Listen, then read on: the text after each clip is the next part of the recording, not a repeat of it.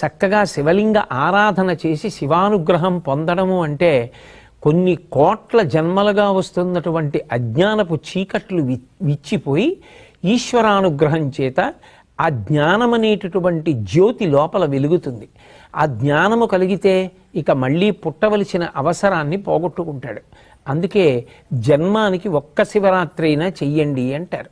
ఒక బిల్వదళంతో అర్చన చేయడం, తుమ్మిపూలతో అర్చన చేయడం, పంచామృతాలతో అభిషేకం చేయడం, అలాగే ఆ కాలమునందు దొరికేటటువంటి పుష్పములను సేకరించి ఈశ్వరార్చన చెయ్యడం, భాగవతులందరూ కూర్చుని చక్కగా భజన చేసుకోవడం, ఇవన్నీ కూడా మహాశివరాత్రి నాడు విధింపబడినటువంటి విశేషాలు.